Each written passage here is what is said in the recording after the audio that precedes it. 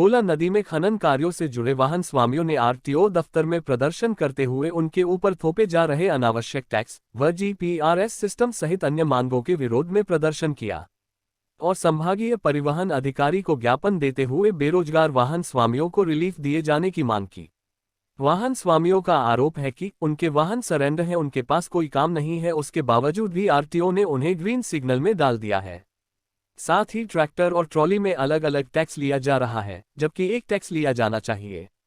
इसके साथ ही वाहनों के फिटनेस फीस 10 गुना बढ़ा दी गई है, जबकि उत्तर प्रदेश में अभी पुराने तर्ज पर ही फीस ली जा रही है।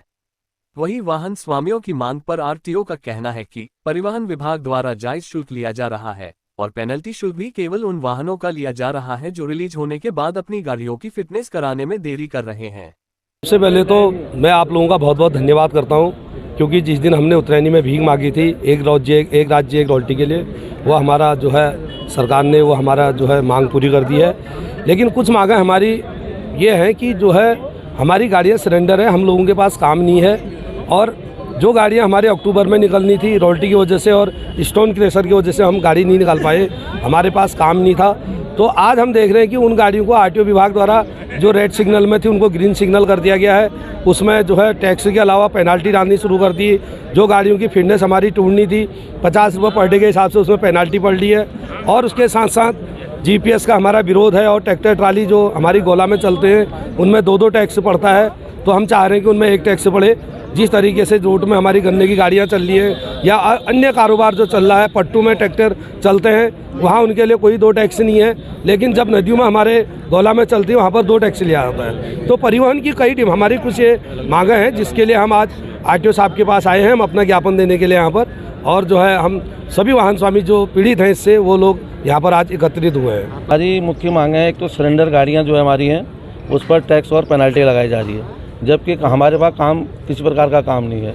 दूसरा, हमारी जो सिलेंडर गाड़ियों की टूटी हुई फिटनेस है उस पर पेनल्टी लगाई जा रही है। तीसरा, हमारी जो फिटनेस 10 गुना बढ़ा दी है, फिटनेस में टैक्स बढ़ा दिया है 10 गुना, जबकि उत्तर प्रदेश में 15 साल पुरानी गाड़ियों की जो फिटनेस है वो 1200 रुपये में ही हो रही है, हमारे वहाँ 18,000 के लगभग वो पहुँच चुकी है।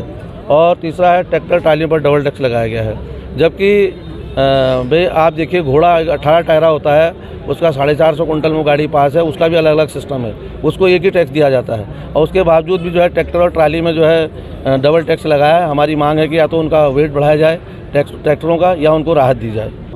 हाँ, उनके द्वारा मांग की गई है कि हमारे जो सरेंडर गाड़ियाँ हैं उन पे टैक्स और पेनल्टी लगाई जा रही है, और जो फिटनेस जो है अगर एक्सपायर हो गई है उस पर पेनल्टी लगाई जा रही है। तो उसमें हम ये बताना चाहते हैं, जो भी सरकार द्वारा नियम लागू किए गए हैं उसी के तहत कार्रवाई की जा रही है, और किसी भी गाड़ी मालिक के ऊपर कोई अन्यथा पेनल्टी नहीं लगाई जा रही है। अगर गाड़ी जब रिलीज़ हो रही है उससे फिटनेस कराने के दिन में अगर 2, 4, 6 दिन अगर हो रहे हैं, वो हमारे पेनल्टी सिर्फ उसी पे लगाई जा रही है।